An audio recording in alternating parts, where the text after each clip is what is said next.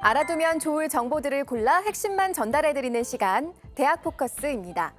첫 번째 기사는 충북대 신문 958호 이면에 실린 기사인데요. 코로나19발 학점 인플레 2021 대학 교육의 민낯입니다. 학점 상향 평준화, 즉 학점 인플레이션 현상이 전국 대학에서 나타나고 있습니다. 학점 인플레란 대학에서 학점을 후하게 주는 현상을 말하는데요. 그동안 각 대학에서는 절대평가를 도입하거나 재수강, 삼수강 같은 학점 세탁을 통해 학점 인플레가 권장돼 왔습니다. 그런데 학점 인플레가 코로나19 이후 더욱 심각해지고 있는데요. 교육부 발표에 따르면 지난해 4년제 대학 재학생의 87.5%가 과목별 비학점 이상을 취득한 것으로 나타났습니다. 학점 인플레의 첫 번째 원인은 선택적 패스제로 학생들이 A에서 D 학점으로 표기된 성적을 그대로 유지할지 아니면 등급 없이 패스로 성적을 받을 것인지 선택할 수 있게 하는 제도입니다. 두 번째 원인은 비대면 수업과 시험이 계속되면서 절대평가 방식으로 전환하거나 성적 평가 기준을 완화한 것이고요. 세 번째 원인은 학생의 이탈 방지를 위해 성적 평가를 후하게 준 측면이 있다는 것입니다. 결국 학점 인플레 때문에 고학점을 받은 학생의 수가 늘어나면서 성적 장학금의 문턱이 더욱 높아졌고 수업 집중도가 떨어지는 결과를 낳았습니다. 또 학점 인플레 혜택을 누린 코로나 학번과 비코로나 학번 간의 차별 문제도 불거지고 있다고 하는데요. 이에 기업들이 학점을 성실성이나 학업 성취도의 척도로 보지 않을 것이라는 해석도 나오고 있습니다. 코로나 팬데믹 속 학점 인플레는 결국 학생들에게 새로운 부담으로 작용하고 있다는 점, 오늘의 첫 번째 키워드 인플레에서 살펴봤습니다. 네, 이어서 충북대 신문 958호 7면에서 한 가지 기사 더 만나볼게요. 혼자는 외롭고 결혼은 부담스러운 당신에게 생활 동반자법이라는 특집 기사입니다.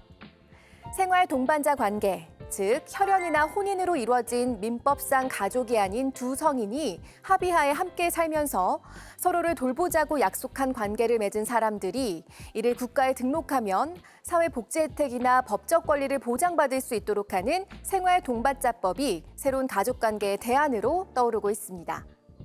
생활 동반자에게는 동거 및 부양 협조의 의무, 부양하는 자에게 소득 공제 혜택, 국민건강보험법상 생활동반자를 피부양자에 포함 등 혼인에 준하는 권리와 의무를 부여합니다. 그러나 이 법안에 반대하는 목소리도 만만치 않은데요. 동성애자를 위한 법이라는 이유로 종교계가 반발하고 있고 기존 가족제도를 위협해 사회적 혼란을 야기하거나 저출산이 심화돼 가정이 붕괴될 것이라는 우려의 시선도 있습니다. 또 복지제도 남용의 수단으로 사용될 여지가 있다는 지적도 있다고 하네요. 새롭게 대두되는 가족관계에 대한 논의의 한 대목을 읽을 수 있었던 오늘의 두 번째 키워드는 동반자였습니다. 세 번째 기사는 서울시립대 신문 757호 7면에서 만나보겠습니다. 같은 종교도 다르게 문화마다 다양한 종교기념일이라는 기사입니다. 우리나라의 경우 성탄절과 석가탄신일을 종교기념일로 지정하고 있는데요. 특정한 국교가 있지 않은데 종교 기념일이 공휴일로 지정돼 있는 사례는 매우 드물다고 합니다.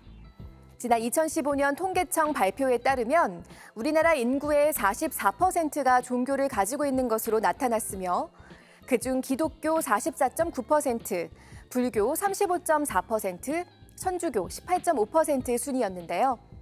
대표적인 두 종교의 기념일을 공휴일로 지정한 것이 아닐까 생각할 수 있지만 처음부터 그런 건 아니었다고 합니다.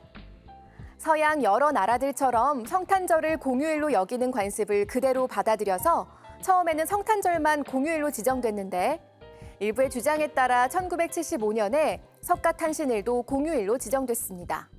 성탄절의 경우 전 세계가 같은 날을 기념하고 있지만 석가탄신일은 나라마다 다르다고 하는데요.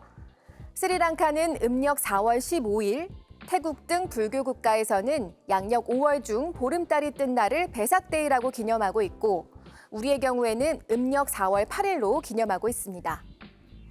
역사 속에서 다소 생소한 기념일도 찾아볼 수 있는데요. 고려시대와 조선 중기까지 상원, 중원, 하원의 3대 명절을 기념하는 삼원절이 있었다고 합니다. 세 번째 키워드, 기념일의 내용이었습니다. 네, 마지막으로 서울시립대신문 757호 6면에서 짤막한 기사 한 가지 더 만나볼게요. 미래 먹거리 반도체, 환경에는 독극물이라는 제목의 기사인데요. 데이터 센터에서는 반도체가 들어간 수천 대의 PC가 24시간 365일 데이터를 관리하고 저장하는데 그 과정에서 많은 양의 전력이 소모되고 있다는 게 문제입니다. 반도체 산업이 환경에 좋지 않은 영향을 줄 수밖에 없다는 걸 알 수 있는데요. 이를 막기 위해 각 기업들이 다양한 노력을 기울이고 있고 개인의 경우 쌓여있는 메일을 삭제하거나 드라이브를 정리하는 등 디지털 데이터를 비우는 움직임이 나타나고 있습니다. 오늘의 마지막 키워드 데이터였습니다. 지금까지 대학 포커스였습니다.